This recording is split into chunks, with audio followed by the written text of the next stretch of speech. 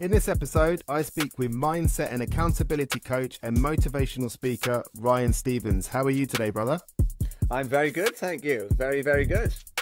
Thank you for having me on. I've been hoping to speak to you for quite a long time, but then I decided to take a bit of time off from the podcast to write my book, which is still pending. But Nice. that didn't go absolutely according to plan, but it is what it is. But yeah, I heard you've had a busy morning, brother. I've had very busy morning. Yeah, like obviously we've had the conversation. My car's in the garage, so I've been getting chauffeured around, which is quite nice actually. But it is very inconvenient in terms of being places, and that's how my morning's gone. But I've been in the sea this morning. The sun was shining, or still shining. So I'm still a little bit cold as well. My hands, my fingers haven't come back to life after being in the sea yet. But feeling good, feeling energized, which is what it's about. I have to confess that is one thing that I can't do. Well, I'm not going to say that. That's one thing I won't do, is what I'll say, probably. And no, I don't even know if I should say that, really, because I think I probably will, and I have in the past. But that cold water swimming stuff, I admire anybody that does it, but I don't enjoy it. I don't know. Maybe that's the point, actually, isn't it? It's all about that, isn't it? I got to be honest, it's not, I wouldn't say I hate it, but it's something that I very much don't like doing every single time I do it. So this morning, the sun was shining, but there was a little bit of a cold wind in, cold chill. And it was, you're looking at it, and it looks great because it's sunny and you think, you're going to feel good after it, but it's, you know it's going to be horrible at the same time. And when I was walking in, it was freezing. You had a couple of waves coming at you as well. I love it when it's wavy, to be honest, but it was, until you actually get under, and then there's like a 20 to 30 second period where you kind of like, I'm going to die. But then you sort of, you kind of settle into it. And I think there's, I'm reading a book actually at the minute with Susanna Solberg. And it's brilliant because she breaks down the sort of science of what's going on at that point. And it says like 20 seconds to a minute. I think you get like the sort of release of noradrenaline and adrenaline and all of these different neurochemical, these different chemicals which get released. And that sort of, that period where you start to settle into it, it's something to do with all that kind of, all those chemicals are getting released at that point. I'm very much, like I said, I'm still reading the book, so it's trying to get my head around it. But it was weird because as I'm reading it, I'm like, okay, I recognize these different stages of when I'm getting in the sea and how I'm feeling, and that kind of correlates with what she says in the book. But no, there's a quote I love, right, which very much you said about it's something like the whole point of doing it. There's a quote I love, and it's, "The cave you fear to enter holds the treasure you seek." And I always think of that when it is something I'm like, oh, I'm scared of that, or I'm fearful of that, or that's going to make me feel uncomfortable. That I'm like, okay, that's the thing I need to do. That's the cave that I'm fearing to enter, and that's where the treasure is going to be, because that's where the growth is going to happen. So I always tend to lean into those things. And it's a bit problematic, really, when you do that, because I'm just doing stuff I hate all the time, which is good for growth, but not ideal for fun. No, but I mean, I don't know. I like to believe I'm that type of person. I last year I went to Nepal and into Mount Toubkal over in Morocco, and that was really hard. I mean, there were lots of aspects of it that I was really looking forward to and that I couldn't wait to do and all that. But I got altitude sickness both times, and it was really, really tough. And there's part of me that finds some achievement in doing that. And I think maybe where you've just framed that, I feel like I want to go and try it, but I'm sort of avoiding it. Everyone's got their own mountain, haven't they? Like, literal mountain or metaphorical mountain. And I think what like you said, so climbing a mountain for some people, like a literal mountain, they'll do it absolutely easily, no problem, or not so much no problem, but they'll find it challenging. But then, like you said, going into the sort of cold sea is like a next level thing again for them. And funny enough, there's a guy I was speaking to this morning who he comes to the sea dipping group that I run and things like that, and he's comes to the community stuff. But going in the sea at any time of year for him is a real battle. Like, he hates it, he's scared of it, he doesn't like the cold on the waves and things. But this guy, he went through SAS selection, you know, like 30 years ago or something like that. So I don't know if I don't think he did actually go into the SAS, but he went into the selection, and he was in the military for a number of years. He ran an ultra marathon through the Gobi Desert. You know, he's done loads of like really interesting and mad stuff. But then at the same time, he's scared of getting in the sea in Wales during the winter months, you know? So it's like you said, everybody's got that mountain, that, you know, and that's what I like about the cave you fear to enter holds the treasure you seek, because I think, you know, it's going to be different for everybody.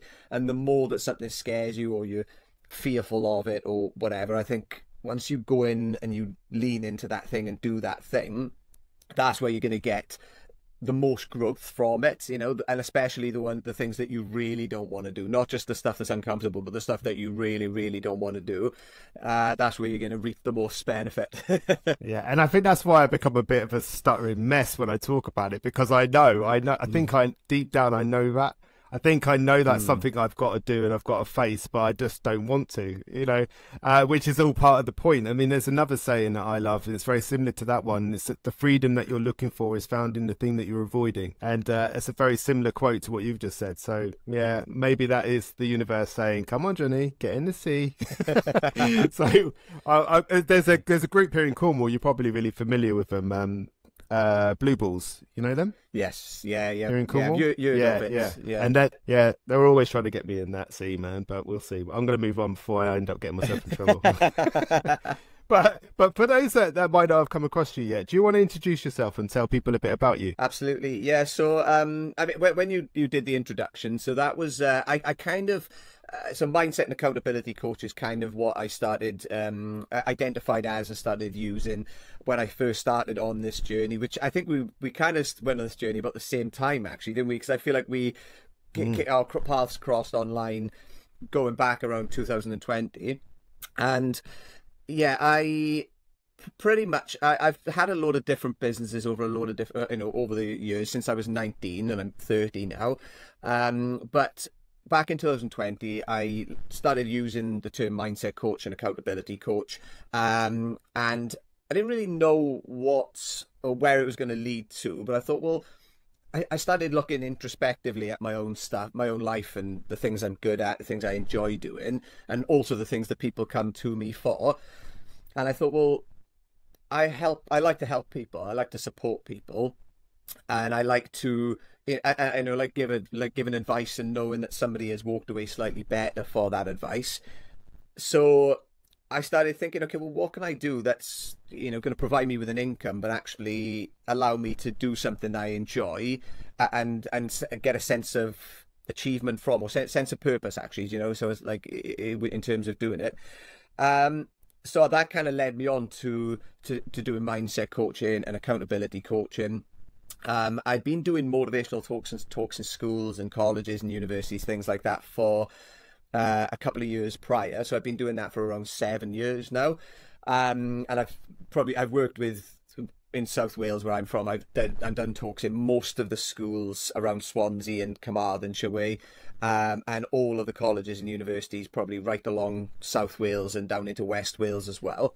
So I love that stuff. That's probably one of my favourite things to do, and it's always challenging, because you walk into a school and it's, well, you know this as well, then it's you walk into a school and some days you'll get an amazing crowd and they love it, but then other days they just don't care and they don't want to listen, and they're very challenging, and it's like it gets you straight back to that, oh my god, you know, like, and you start to think, like, am I even good at this? And you get the whole imposter syndrome thing, but like, I think it's great because it keeps you on your toes.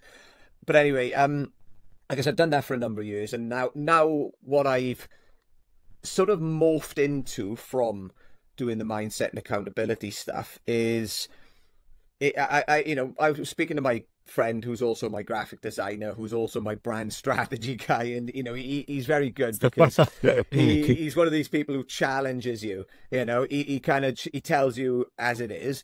And he said to me fairly recently, he said, you need to drop the whole mindset coach thing. He said, yeah, you coach people, but he was like, what you really do, he said, and what you've always done, is you challenge yourself to be better, and he said you challenge other people to become better. He was like, that is what you do, just say that. And I was like, okay. And it's very true, because like, you know, and that's essentially what everything comes back to now. I challenge people to become better, and I empower people to become better. Those are the two sort of things. And there's different ways in which I do that then. So I run retreats, events, challenges and initiatives which, you know, get people out of their comfort zone, which empower people to learn more about themselves. So like workshops and things. There's like, you know, a whole host of different things I do, as well as the podcast and stuff, which I do very intermittently, or sporadically, like. But yeah, there's a lot of stuff. And we mentioned, I think, before the call about ADHD, and 100%, if I was to go to a doctor, they would say, yeah, you know, you've got ADHD. But for me, it's a very defining characteristic, because whereas it used to be quite debilitating before, because I'm like, oh, I could do this, I could do that, and all these different ideas, even though I do that now, they're all very much sort of orientated in the same direction, these ideas. So if I'm thinking, oh, I could do this thing, I know that it's going to be rooted in my values. It's going to be rooted in helping people, challenging people, helping, you know, to educate people and connecting people with each other. So those sort of key values, I know it's going to be rooted in those. And as long as it's rooted in those, then I know that I know that it's not too far off the path, you know. So even though it's like a deviation, or it's another thing I'm adding in, so like I said, it's great for an ADHD brain but not really good for productivity, I can still, it doesn't feel like it's too much of a sidestep, if that makes sense, because it's still in that same direction. So yeah, it's kind of a bit of a encapsulation of what I do now. But two of the things I've recently done, which I'll touch on quickly, is just Wild Minds Gower. So Gower is the area in which I live in Swansea, but the Gower is like the area of national beauty, which sits alongside Swansea, and you know, I'm always down there. So I've set up like it was initially a retreat, but now it's just events in general. So like day events, 2-day events, overnight stays in the summer as well. And it's wellness in real time, but self-development as well. So we sit down, we do some stuff in a booklet around imposter syndrome or confidence or self-belief or all these different topics. But then we also go and jump in the sea, go on a beach sauna, you know, do some breath work, go for a nature walk, do some yoga in a castle, use all this stuff which is going to improve your well-being in real time. Wow. But then like do some stuff which is actually helping you to learn more about yourself and take strategies away from the weekend that you can use going forward. So I've started doing that last couple of months, which has been really, really good, and you know, super like well attended and you know, well received. Good. I think is the word. And then the other thing is the Get After It Club, which I've literally I did like a 5-week initiative where I was getting people to do some stupid shit, you know, some stupid like hard physical ask stuff. What? Yeah. So I mean, like, you know, it's all centered around like behavior change, mindset change, but in a physical sense. So like, you know, I've always done crazy challenges and things like that, and I thought, well, I want other people to experience that sense of accomplishment that you get after having achieved something that you didn't think you could do. And I know for me, we can touch on this a bit if you want. Like, so I was bullied in school and loads of like hardships with like my first business and a lot of stuff that really like absolutely like damaged and, you know, destroyed my self-belief and self-worth and self-esteem. All of that was like super, super low for a very long time. And I find that challenging myself and overcoming it's not only become part of my identity, but it's also very much become something that has lifted that self-esteem and that self-worth and self-belief, and this gave me that confidence within my own abilities. And that's something I want other people to experience as well, because I know how valuable that's been for me. So that was pretty much what it was about. You know, on a Monday and a Wednesday, we were doing a run, breath work, and jumping in the sea. So that we were doing that every week for 5 weeks, and doing some like burpees and all that kind of stuff along the way, and running up hills and all this different stuff. But then on the Saturday, for 5 weeks, every Saturday, we were doing like a hefty challenge, which would involve like flipping a tire for a mile, carrying sandbags up a really big hill, and just doing loads of crazy stuff like that pretty much. And it's it was tough, and a couple of people dropped out, but there was a good few people who stuck it all the way through, and two of them in particular. One of them, it was amazing to see, the two that really stuck it out and got all the way through were the two that needed it the most, and to see like the level of depth that they went to, that dark place in their mind, and it was really nice. It was beautiful to see, and I've started like a club now off the back of that, because I wanted to keep it going.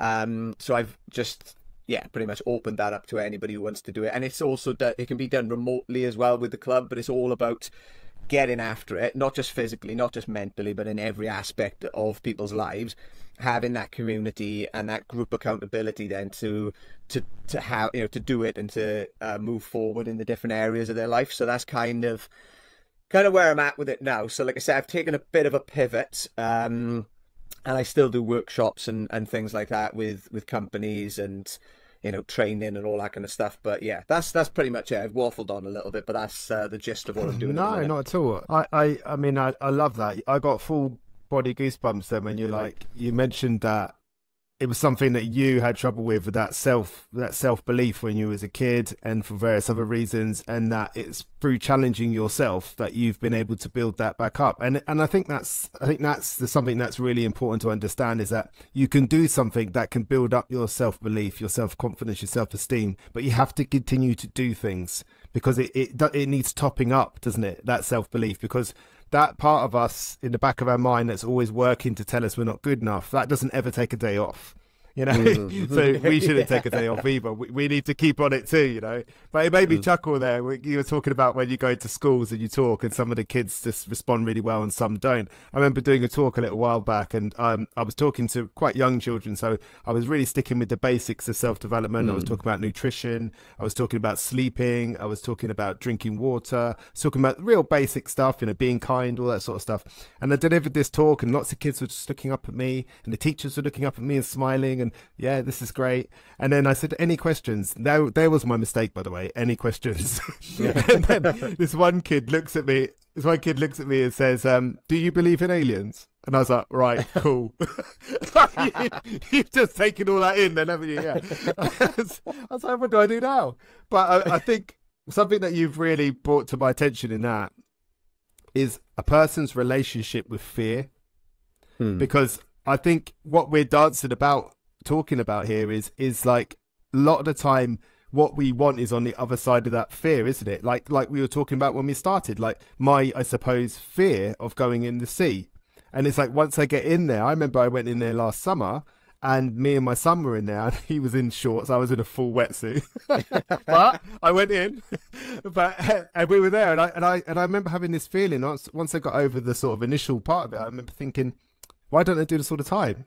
So it's that relationship with fear, it's changing it. And the only time you can do that is when you step into it. And it's about being cliche.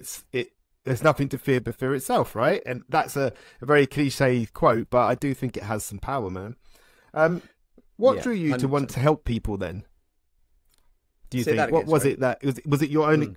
What drew you to want to help people? Do you think it was your own experiences? So it's a weird one, actually, because I think I've always naturally done that. So like I was trying, like I said, when I was starting out on the journey I'm going on now in terms of what I'm doing, I kind of, like I said, I looked at what I naturally do and what I'm good at and what people come to me for and stuff. And I thought, well, helping people and speaking to people and things is something that, I like doing. I like problem solving in a way. So like when somebody, for example, I've always had friends who will come to me and they're like, I want to get, this job, blah, blah, blah. Can you help me with the CV? Can you help me with how the interview thing, and just random stuff like that. And I've like, I don't know why I'm the person that, that they come to for that, but for whatever reason they did. And stuff like breakups as well. So if my friends have gone through breakups, they'll want to spend time with me, I think, partly because I'm like, I get told I've got like a positive nature, and I am usually quite like high energy and stuff. And I feel like it's just maybe they're drawn to that energy, perhaps once they're going through something. But also, they will ask for advice and guidance, trying to get through situations like that, like a relationship breakdown or just uncertainty about certain things. And, and I've always found that people come to me for that sort of thing, and mental health related stuff, of course, as well. And, I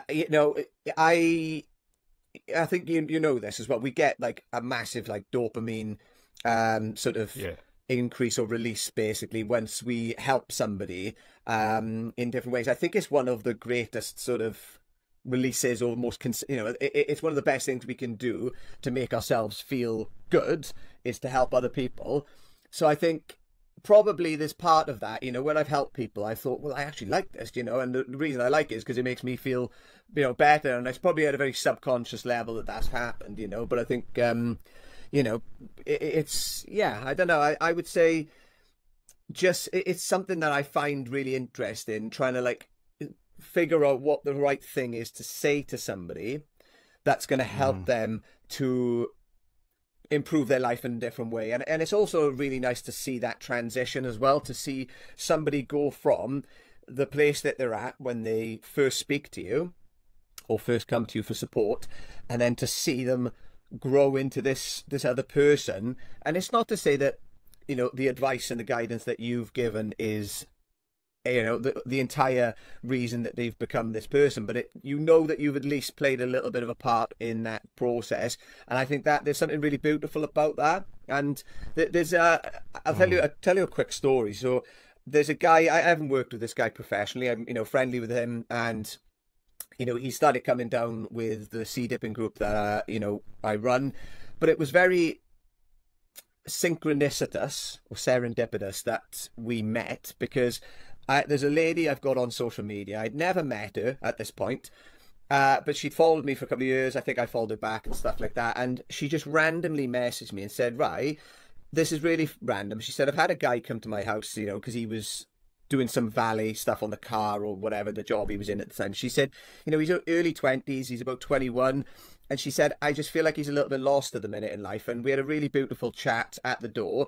And she said, I feel like I just need to connect him to you, and some of the stuff you're doing. And I feel like he would just really benefit from, an interaction with you. And I thought, okay. And I like I said, I don't, I said to him, I was like, right, yeah, cool. Just come down for the sea dipping group, we'll grab a coffee or something. And, just like non-professional setting, like, no, I wasn't coaching or anything. I just thought, yeah, I want to, there's a reason that she's felt the need to connect him to me. So there's I want to, do you know what I mean? Just see where it leads. Yeah. But anyway, he came down, and at this point in his life, he'd been through, like drinking drugs and stuff when he was a bit younger, and he pulled away from all of that. He pulled away from all of the relationships and friendships he had. He stopped doing all of the stuff he had been doing, like all of the positive stuff as well. So like going to the gym and surfing and things. He stopped everything to almost sort of wipe the slate clean to see where he needed to go next, to see what the thing. And he said, I feel quite flat at the moment. Life feels very grey. And I said, well, where are you getting your dopamine from? Where are you getting your serotonin from? It's like, if you're not doing any of these different things for the positive or negative dopamine, like the drink and the drugs and stuff, or actually going out and, surfing and things, if you're not doing any of it, in a way, your life is probably going to feel a little bit like grey, a little bit flat. It's not going to, it's going to feel like there's like a lack of excitement and things. But I said, that's not really a bad thing, because you've wiped the slate clean, and now you can go, right, okay, I'm going to start putting in the things I know work for me, or the things I want to do. And you can start building these healthy relationships and friendships then, and creating this sort of, recreating yourself and recreating your life. And like I said, I did say to him, he was early 20s, and you'd have a conversation with him, and you knew full well that by the time he was 30, he was going to be a guru, right? And I said this to him. I said, you are going to be a guru, right? Because you can just tell the level of, just the level of depth of thought that he has, and just like he had this energy about him. And yeah, I kind of knew that he was destined to get through all of that. And it also really made me think about myself, because when I was quite young, before I was 20 and after 20, I always used to be, I've always been a deep thinker. And if you're a deep thinker, if you ponder over a lot of stuff, I think you cause yourself a lot of stress, a lot of pain, and a lot of anxiety. And because, yeah, you overthink things. But I think the benefit of that long term is that you come to realizations and a self-understanding, or a level of self-understanding that perhaps other people don't, because you've gone through that uncertainty and that lack of clarity, and not accepting things the way they are, and wanting to like make changes and making, just growing in a way. I think growth is painful. When we used to have growing pains as a child, they were horrible, and it's like, we've got to go through that pain in whatever respect in order to get to the other side and be better for it. And you should see him now. He's gone traveling, right? He's been out in Sri Lanka for a good couple of months. He went from Sri Lanka to Thailand, I think. Oh no, Vietnam, and he's in Laos now, I believe. And he's sending me photos every couple of days. Yeah, he's like grown his hair like all long. He's honestly, he just looks like a spiritual leader, like he does. And he's also you can see how happy he is, and you can see how aligned he is to, like, his sort of sense of purpose. He's really like starting to like he's found himself out there, and it's amazing to see, And like I said, 2 years ago, a year and a half ago, he didn't know where to go, what to do. And like, he wrote me a letter before he left, which was, I think I did cry actually when I read this letter, because it was beautiful, and it was just sort of like, thanking me for helping him on that journey. And yeah, it was really, really nice. But like I said, I think that's why I do it. I think, so a long-winded explanation, but I think that's why I do it. Not to receive the praise, but not to receive the praise, not to receive like a letter like that, but just knowing that you've maybe planted a seed that you might not be around to see grow, but just knowing that it will. And I think that for me is probably one of the main reasons. Yeah, I mean, and you've got a lot of experience to share. I mean, maybe, I don't know what your answer will be. I think I might have an idea, but my next question for you was like, what's the most painful thing that you've been through emotionally, and what did you learn from it? But I think that's it, isn't it? It's about using that. There's been so many things in my life that have happened to me, and I will not accept that they happened to me for no reason. That it just was what it was. And I think I've experienced so much emotional distress, pain, trauma, and for a little while I wasn't really sure why it was I shared it. But then once I started sharing it and I got the responses I got, I started to understand that people need hope. People need hope. And it's like, when you're in that spot where you feel hopeless, man or woman, whatever gender, and you feel hopeless, and someone offers you hope by saying, I went through something similar, because it's never the same. I went through something similar and I've managed to come out okay. I'm not, you're not ever saying, oh yeah, it's all fixed. I think that's a dangerous place to sit, but we're doing much better than we're doing much better than we ever thought we would. And I think that's valuable to be able to show that as social evidence to somebody else. So going back to that question, like, what is the most painful thing you've ever been through emotionally, and what did you learn from it? I mean, I think like you said, you touched on, but there, everybody everyone's got their own little stories. Everybody's got their own things that have happened, in their life and to them, which, will affect people in very different ways as well. And I think for me, so some of the key highlights, like I won't choose, there's one in particular, which I'll touch on because there's a lot of lessons that come with that. But probably one of the first sort of really hard memories for me. I haven't really talked about this a lot actually, but my grandfather passing away. So me and him, he was like my best friend. He's like my best friend, and I would say he is very much a big reason why I'm doing what I'm doing now. Because I always remember we used to sit there when I was younger, watching Good Will Hunting, the film, and I really loved I think subconsciously the relationship between Matt Damon in that film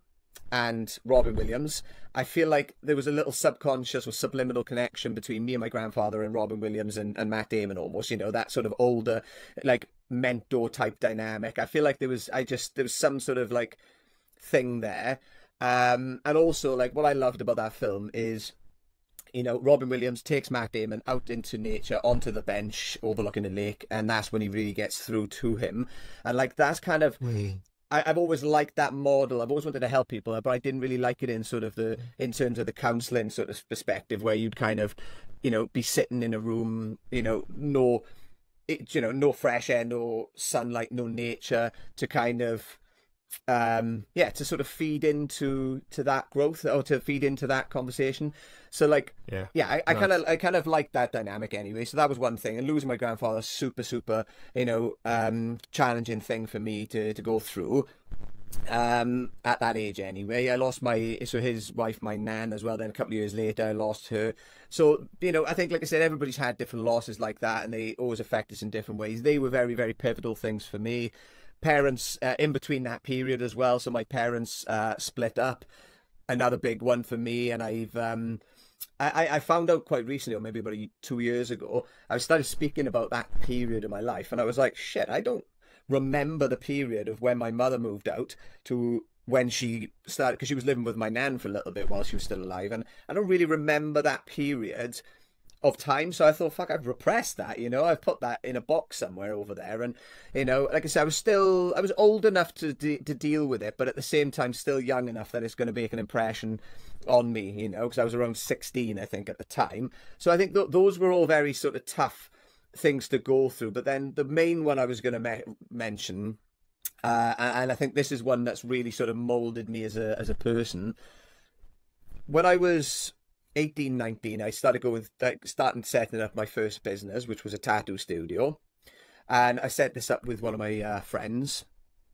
And you know, I mentioned earlier on I was bullied in school, low self-worth, low self-belief. I didn't believe that we were able to achieve this, right? And I started we all started, you know, putting the ideas together and things, and we ended up getting this off the ground. We set the business up and it was running. And all of a sudden I was like, what the hell? Like, how have we done this? Like, and I didn't even believe 6 months into running the business that we'd actually done it. Like, I think I was still almost like, you know, just doubting, you know, that we've done it wrong or something. I thought, oh, maybe someone's going to come in and tell us we've done it wrong and we're going to shut the business. You know, just sort of still doubting my own ability to make something like that happen. But there was a significant period of growth during that business for me for that reason. But then after about a year or so, me and my business partner were falling out. There's loads of like stuff going on, and it became a very toxic environment, like a very, very toxic environment actually. And I got to a point where I just hated waking up and going into work. I was drinking 4 or 5 days a week, and I was quite young at that point, you know, so I was putting it down to I'm just, you know, I'm young and I'm going out on a student night, and, you know, it's a normal thing to do, to go out, you know, with your friends and stuff. But when I look back, I'm like, no, well, drinking 4 or 5 days a week is clearly problematic, you know. It's just, don't get me wrong, like I said, a lot of young people do that, but at the same time, that's how I was justifying it. And what I was really going through was, you know, a really toxic situation that was putting me into quite a depressive state. You know, it felt like I was driving through the mist of my life at that point,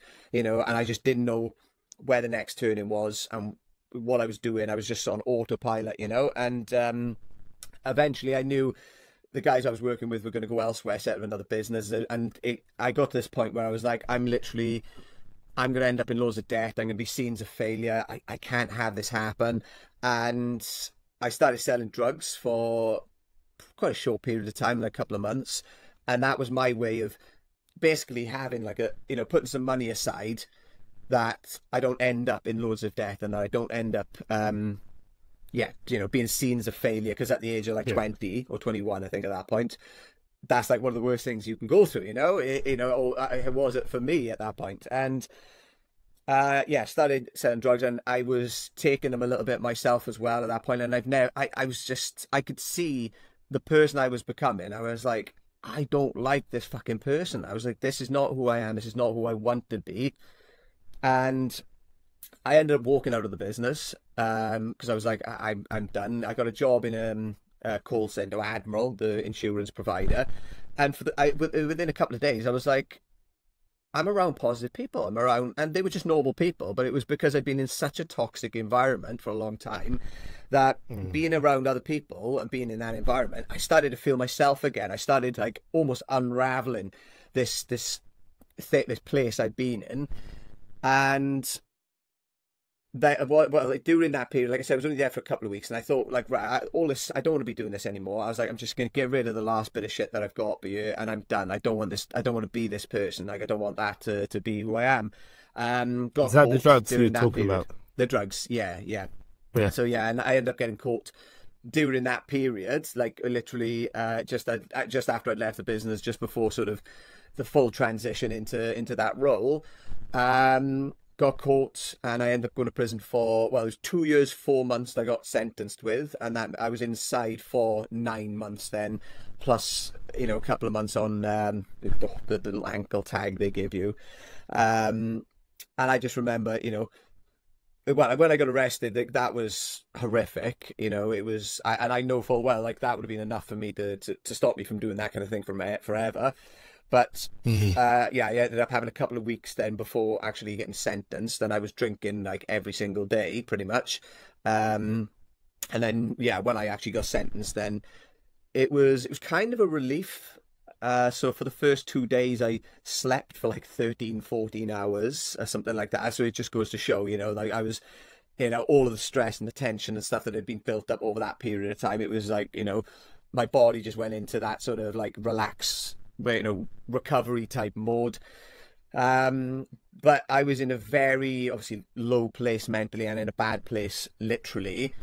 And I just remember, like, you know, thinking the thoughts that were going on in my head were, I've messed it up, I've fucked up, I'm an idiot, I'm never going to come back from this, I'm going to be seen as a scumbag, I'm never going to go to Australia, I'm never going to go to America, I'm never going to be able to set up another business. You know, all these different things were like roaming through my mind, and that was the case for at least a couple of weeks, at least a couple of weeks. And I think I started realizing something maybe a couple of weeks in.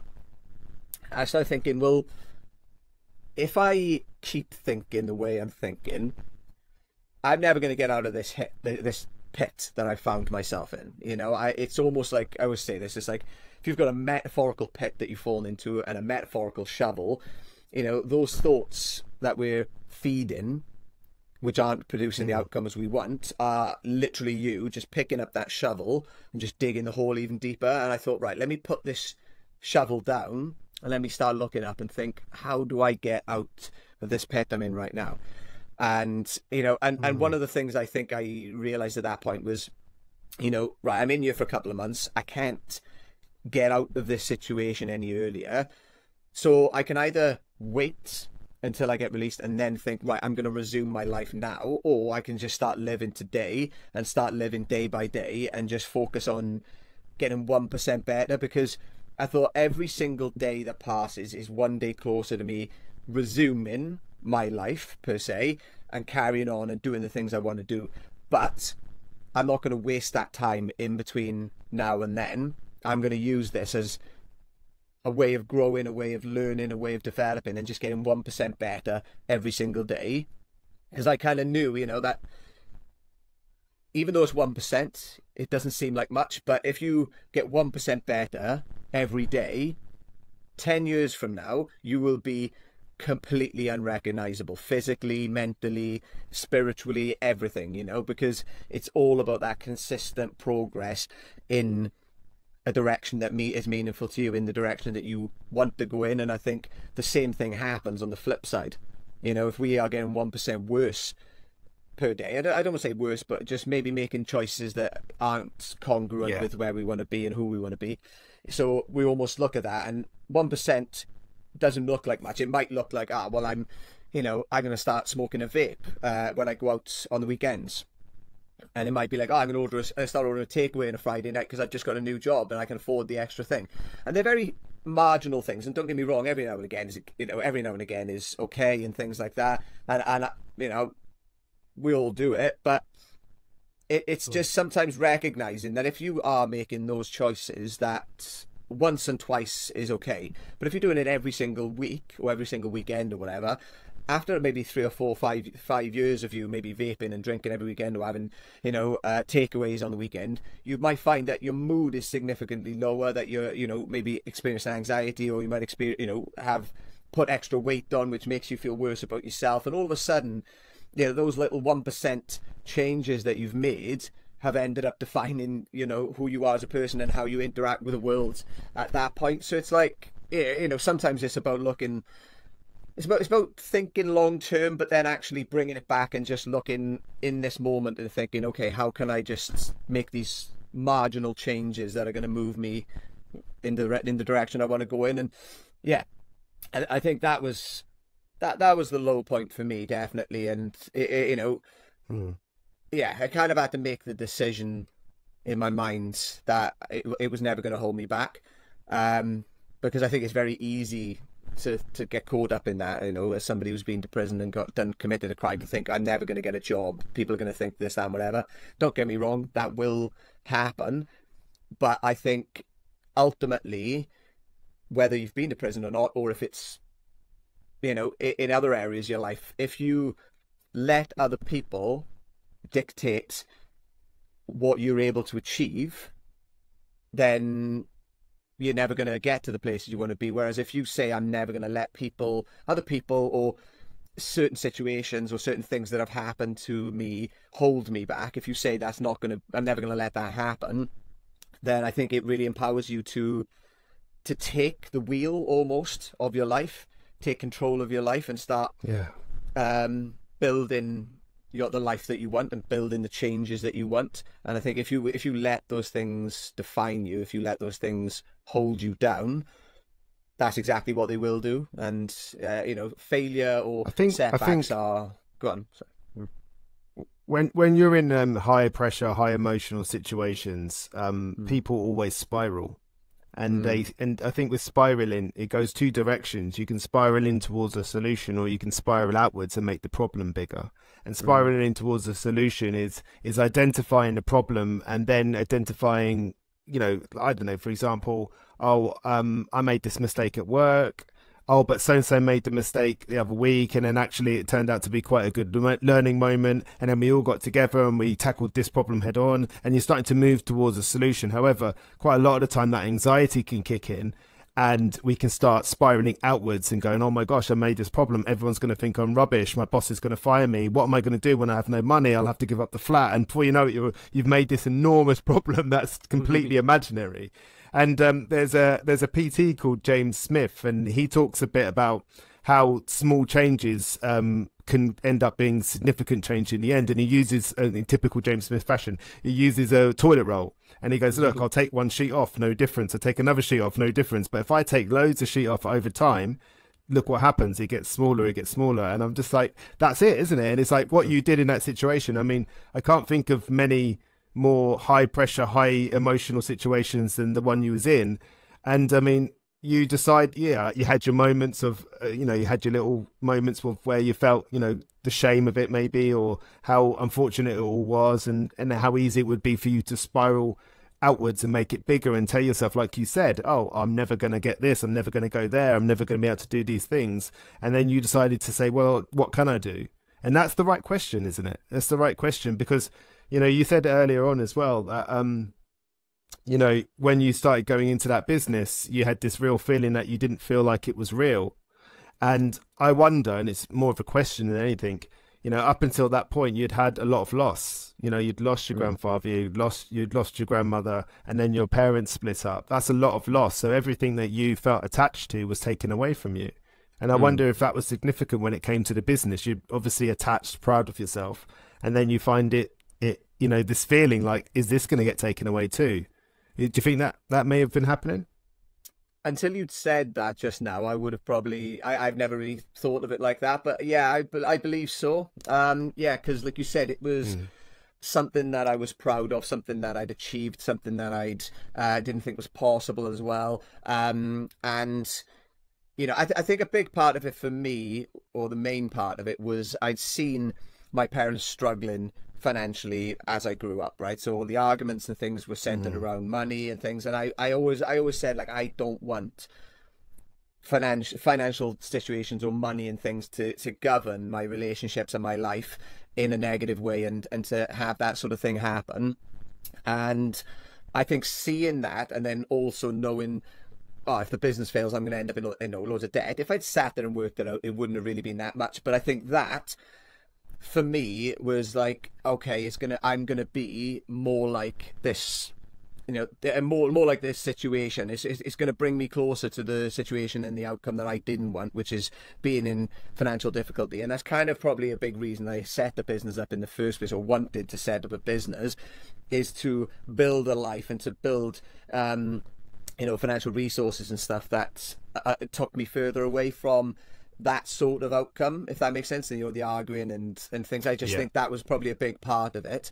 But yeah, like you said, the fear of losing it, maybe, as well. It was, probably all tied in. Yeah, like I said, I do often wonder how much that had an impact at that time. But one thing I always say is, you mentioned about those spirals. Essentially, you can spiral out of control or spiral into the solution.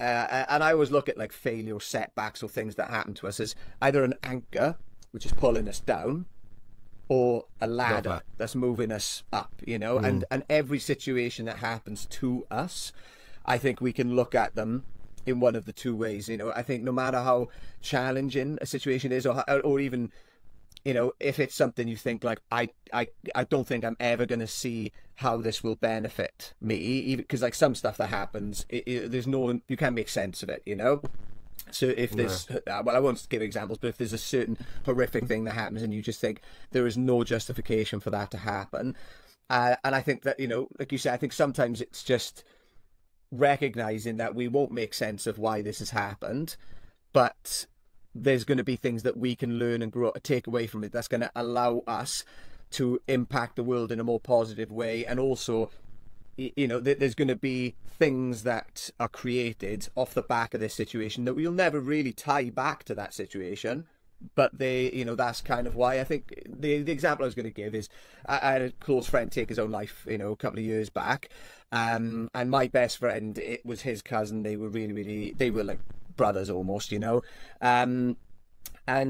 it was, that for me was a real shock, because it was obviously close to home. He used to live just up the road, and I'd never seen him sad, never seen him angry. He was always, like, laughing and joking, always high energy. And it was one of those things where, I think he made his sandwiches and stuff for work the next morning after being for a couple of pints with his cousin and stuff, and they were playing pool and stuff, and it was only a couple of pints. He had a game of pool, went back like normal, made his sandwiches, put them in the fridge, and killed himself straight after it. And it's like, how do you make sense of that,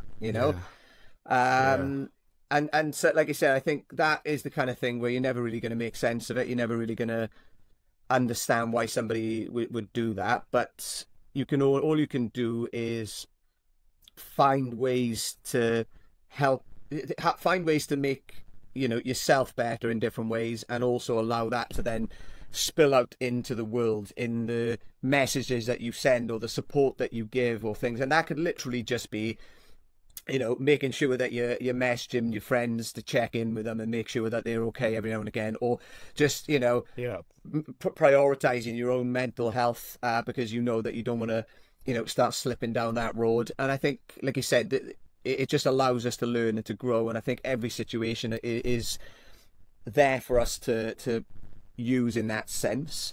Or we could just, like I said, see it in the other light, which is like, this horrible thing has happened and there's no sense in it. And people do that, and that's fine, but at the same time, I think it does limit then the amount of realizations and growth that we can take from these things. Like, whenever I have a funeral, it's obviously a horrible, sad situation, but I'm there and I'm thinking, what can I learn from the person's life and how they lived, and what can I learn from their passing, and what can I do that's gonna I think that for me is a big one. It's what can I learn from how they lived, and what can I learn from, not so much how they died, but just the passing in general, and what can I take away from that. And one of the biggest things is impermanence of everything, and the fact that what's here today might not be here tomorrow, and it's about appreciating what we've got, you know? Yeah, I mean, so much power in what you just said. You know, I had something happen to me a couple of years ago, and I swear to you, I never would have picked it to happen to me. It was emotionally painful, distressing, destructive, all of them different things. But only now can I look back and say, "Oof," as much as I don't want to admit it, if it hadn't have happened, so many wonderful things wouldn't have happened. And it's just like, it's there's a resistance to wanting to admit that, but it is true. And that is life. Life is complex. Life is complicated, messy, unpredictable, all of these things. And that's what makes it such a ride, right? You know, it's all them things. It's all them things. Just one more question before you go. Is there anything you'd like to pass on to people that could help them with their self-development? Yeah, absolutely. I mean, I'll keep this fairly short, because otherwise I'll be here for an hour and a half, like just reeling off things, you know, that people can do. But like I said at the start, I mean, challenging myself in different ways, you know, physically, mentally, spiritually, you know, and all that kind of stuff.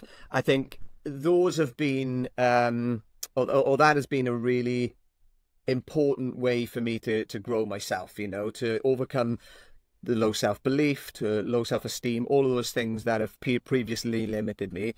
I find that challenging myself has allowed me to grow in unbelievable ways, and also has very much defined my life now, because, you know, some of the stuff that I do and what I'm known for and things is yeah, challenging yourself, doing stupid stuff, pushing myself, but also the lessons that I've learned, you know, from going out there and doing like 100-mile ultra marathon, for example, which I did back in June last year, and that was the third attempt. So, you know, 2 failed attempts prior to it, and, you know, just the level of like self-understanding that you get from going out there, attempting it, failing, and then having the self-doubt and the, you know, for 2 years I didn't go back and attempt it again, because it beat me physically and mentally, and then going back and trying it again, and then failing or falling short again, not failing but just falling short, you know, and then going back out about 7 or 8 weeks later and trying it again.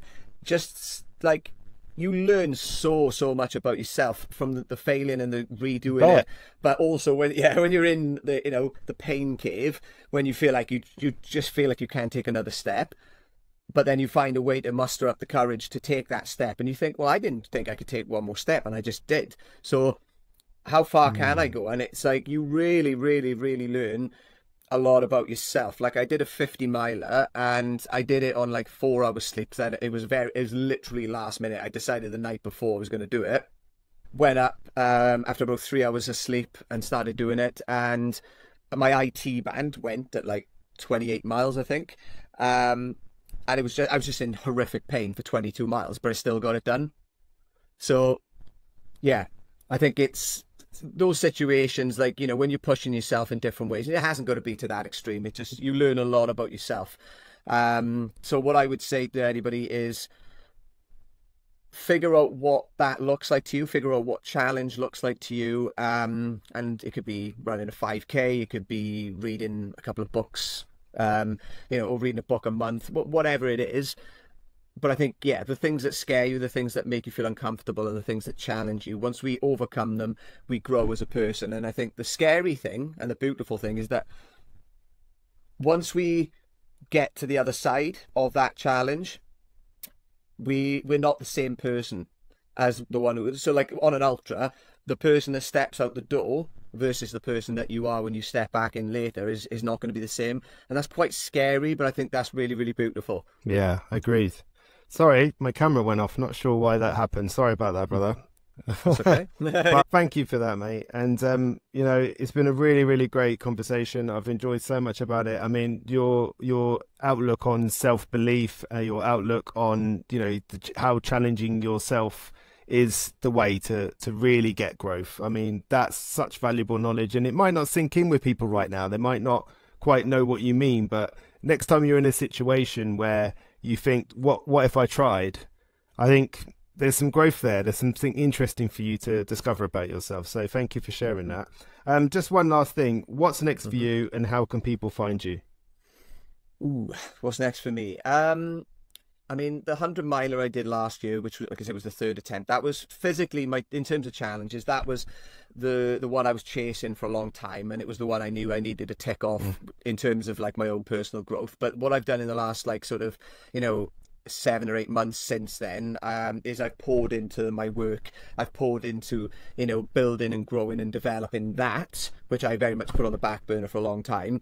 I have got, I'm going to go out on the May the 1st, and I'm going to attempt another 100-miler attempt, which is from Bath in England to Swansea. You're a lunatic. 100 miles.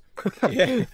So that's the one I failed on the last 2 times. So I'm gonna do that again. I'm gonna do one raising money for the Palestine, for the what's going on in Gaza.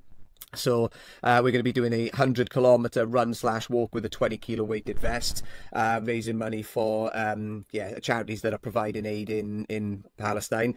That is going to be, that's one that's personal to me. That's one that I'm really, really I don't want to say excited for, but that's going to be one of the next things.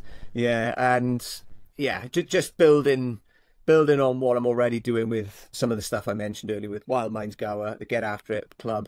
I'm just really excited to build communities, because I feel like that for me is my calling, is bringing people together. I think that's something I do naturally. I've always done, and it's something that I'm really, really excited to do. So I just want to see where that leads, and that's kind of where I'm at the minute. So I've got some stupid shit lined up, and I've got some some good things going on. So you wouldn't be you if you didn't have some stupid stuff lined up in the future. So I think it's brilliant. I never change, mate. You're absolutely brilliant. Thank you so much. Just one last thing: where can people find you on Instagram, websites, all that sort of thing? So my name Ryan Stevens is with a PH. So my website is just ryanstevens.co, and on social media on Instagram I'm Ryan Stevens with like 3 underscores. I'm on YouTube, I'm on Facebook.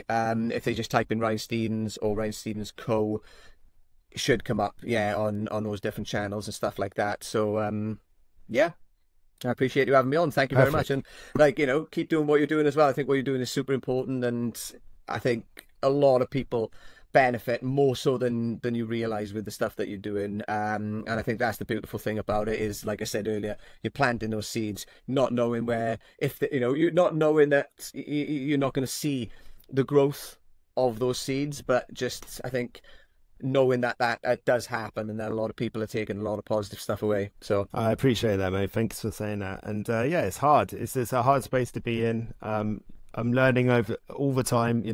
I'm not an expert on self-development because I'm learning all the time, and I'm trying to continue to take them lessons on. Some are really easy and obvious, some are really difficult, but I'm moving with it, and that's the way it is. That's self-development. The first thing you have to accept is that it's really hard. I was just going to say, knowing that you don't know, knowing that you're never going to know everything is it's such a crucial lesson, because I think once we know it all, we're doing something wrong, or once we think we know it all, we're doing something wrong. I couldn't agree more. Thank you so much for this, mate, and let's catch up again soon. Absolutely. See you soon.